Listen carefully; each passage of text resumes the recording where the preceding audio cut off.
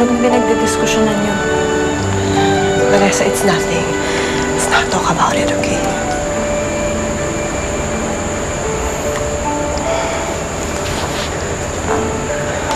Ma, papaalala ko lang po. Sa isang araw na po yung exhibit namin sa school kung saan ako yung project head. It would mean a lot to me po kung makakapunta kayong dalawa. Yeah. Sure. I'll find time. Talaga. Kayo po, Mami, makakapunta po ba kayo? Oo naman. You're the best. Ito po yung invitation niyo, Dad.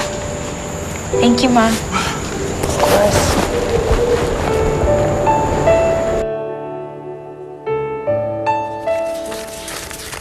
Mars! 8,000 lang talaga ang laman ng ATM mo? Eh, paano yan? 15,000 lang kailangan natin. Eh, ngayon pa, mabuti kung may pera ako. Eh, hanggang ngayon, nagbabayad pa rin ako ng utang ko. Doon sa pagpapalibing ko sa nanay ko noon. Oh? Ito, may pera pa dito. Malaki-laki din ito.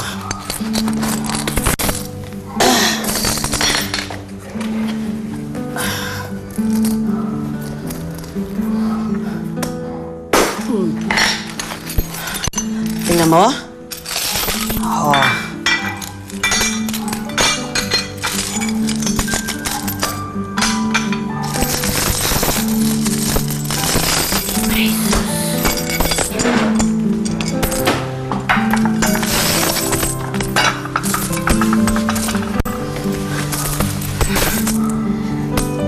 Ay, nako.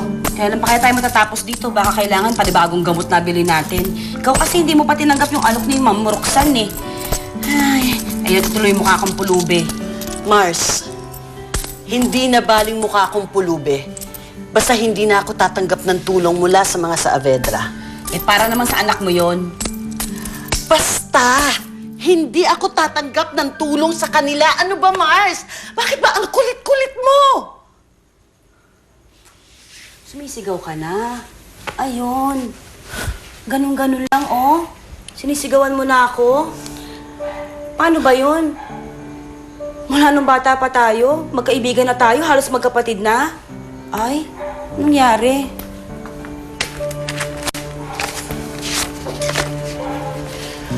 Mars, pasensya na. Pagod lang ako eh. Ang kulit mo eh. Ganito na lang. Huwag mo na lang isipin kung ano yung mga gagastosin ni Lira. Ako na lang ang gagawa ng paraan. Akong bahala. Sige, bahala ka. Pero gamot pa lang to, ha? Gamot sa check up pa lang ni Lira to. Paano pa yung kakainin nyo pagbalik ni Lira mula sa ospital?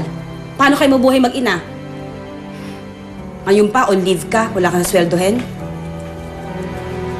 Sabi na ako ng bahala, Mars eh. Nagger mo naman eh.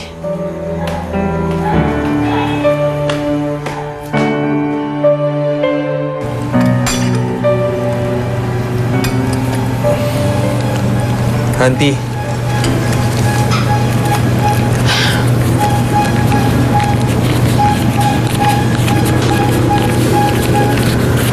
Dennis, sobra to. 7,500 lang ang hinihiram ko sa'yo. 10,000 ito eh. Auntie, talagang pinasobrahan ko talaga yan. Para just in case na may kailangan si Lira. Okay na po yan. Salamat, Dennis, ha? Alam mo, hindi ko alam kung anong gagawin Okay, namin na. mag-ina kung wala ka. Hulog ka ng langit sa amin. Umiyak. Hintay sa pag-ibig mo.